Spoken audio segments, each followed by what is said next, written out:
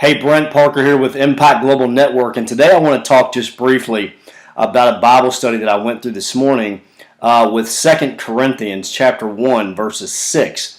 And that verse says, "But whether we are afflicted, it is for your comfort and salvation, or whether we are comforted, it is for your comfort, which worketh in the patient enduring of the same sufferings which we also suffer." So let me repeat that. Again, 2 Corinthians chapter 1, verse 6. "But whether we are afflicted, it is for your comfort and salvation, or whether we are comforted, it is for your comfort, which worketh in the patient enduring of the same sufferings which we also suffer." So I want to talk about the first part of the verse that says, "But whether we are afflicted, it is for your comfort and salvation, or whether we are comforted, it is for your comfort." So the thought process that I had when I read that was this. If you notice the difference in affliction and comfort, in their affliction, it is for the comfort and salvation of the Corinthians. But in Paul's and Timothy's comfort, it is only for the comfort of the Corinthians without the salvation aspect. So while comfort is important, salvation is essential. To bring salvation to the lost, it will include affliction. So that's what I had today. That's just a thought that I had.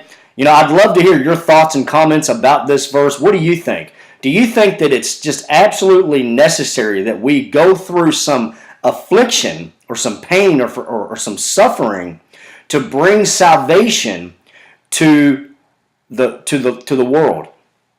I believe that it is. I believe this verse tells us that, because there's a distinct difference in what Paul says when he describes the comfort that they go through, which is also for the Corinthians' comfort. Because if Paul and Timothy, this is what I believe they're saying, this is what I believe Paul is saying, if Paul and Timothy go through times of comfort, then they're encouraged, they're comforted, they're refreshed, and they can impart that comfort, they can impart that refreshment, they can impart that encouragement to the Corinthians or to the people that they're ministering to.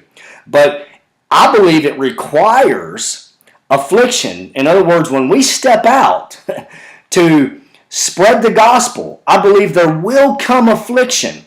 Now, this has nothing to do with our personal salvation. This isn't, please don't allow this to become a message of works where, the message of saying that we have to work and we have to go through pain and suffering to get saved. That's a completely different point. I'm talking about the furthering of the gospel, the spreading of the gospel. When we take on the Great Commission of spreading the gospel, and we receive that commission given to us by Jesus as his disciples, I believe that with that decision, we should know that there's going to come with that affliction and suffering.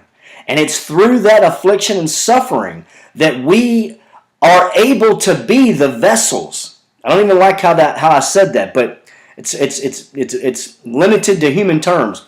We, as the vessels of the message, the deliverer of the message, right? We will go through affliction in order to deliver the message to the world. So that's my thought for today. I'd love to hear yours. If you'd like to, comment below this video if you're watching it on YouTube, or if you're watching it on the blog post, go ahead and comment in the comments section at the bottom of this blog. I really would love to hear your comments. All right, God bless. We'll talk to you soon. Bye-bye.